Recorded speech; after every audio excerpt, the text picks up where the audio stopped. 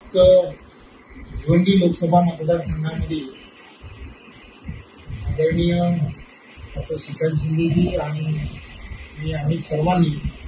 शिवसेनेतील असणारे सर्व पदाधिकारी या पदाधिकाऱ्यांबरोबर एकत्रपणे चर्चा केली। त्यांच्या असणाऱ्या सर्व विषयांना नक्की काय करता येऊ शकतं आणि कशा पद्धतीने यामध्ये पुढे जाता येऊ शकतं या सगळ्या गोष्टी समजून घेतल्या। खरं तर समज गैरसमजुतीतून बऱ्याच गोष्टी होत असतात। त्या गोष्टी डॉक्टर श्रीकांत शिंदेजी आणि मी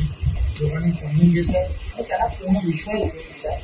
की यानंतरच्या काळामध्ये असे कोणतेही गैरसमज आपसामध्ये होणार नाही आणि असे झाल्यास तुम्ही दोघांनी किंवा कोणी पक्षातील दोन्ही पक्षातील कार्यकर्ते म्हणजे शिवसेनेचे असतील, भारतीय जनता पार्टीचे असतील किंवा राष्ट्रवादीतील असतील या सर्व पक्षातील कार्यकर्त्यांनी झटकन आमच्याशी संपर्क साधा। हा फक्त निवडणुकीपुरती ही फक्त वेळ असू नये, पूर्ण येणाऱ्या 5 वर्षांमध्ये ज्या ज्या गोष्टी तुम्हाला खटकत असतील, तुम्हाला काही अडचणी वाटत असतील, मग सरकार म्हणून असतील, संघटनात्मक म्हणून असतील, ज्या ज्या गोष्टी असतील तुम्ही तात्काळ जर सांगितलं तर त्याला जे सोल्युशन असतं झटकन टाकता येतं। प्रकाशजी पाटील आम्ही सगळेजण गेली अनेक वर्ष महायुतीमध्ये एकत्र काम करणारे सर्वच्या सर्व कार्यकर्ते पदाधिकारी अतिशय आम्ही सगळे यांनी सगळ्यांनी मिळून ठरवलेलं आहे की येणाऱ्या काळामध्ये या सगळ्या गोष्टींना सगळ्यांना एकदम या सर्व गोष्टी विसरून आम्हाला सर्वांना आदरणीय महाराष्ट्र राज्याचे मुख्यमंत्री एकनाथ शिंदेजी, आदरणीय उपमुख्यमंत्री देवेंद्रजी आणि अजितदादा या तिघांच्या नेतृत्वामध्ये त्यांनी आदरणीय पंतप्रधान नरेंद्र मोदीजींना जे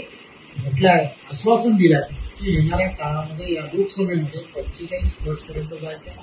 आणि हे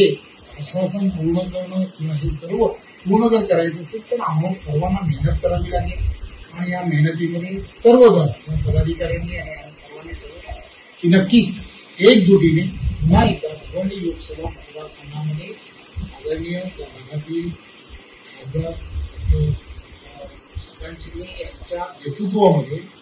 कपिल पाटील यांना पूर्णच्या पूर्ण त्यांना आवश्यक असणारी संपूर्ण पाठिंबा त्या ठिकाणी दिला जाईल आणि त्या सगळ्या गोष्टी आता झालेल्या आजच संध्याकाळी जे त्या ठिकाणी मेळावे जे आहेत त्या मेळाव्यामध्ये युतीच्या मेळाव्यामध्ये ते सर्व कार्यकर्ते एकत्रपणे काम करतात।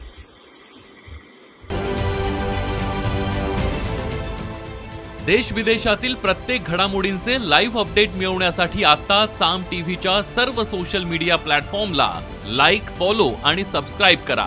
तसंच सर्व नोटिफिकेशनसाठी बेल आयकॉन प्रेस करायला विसरू नका।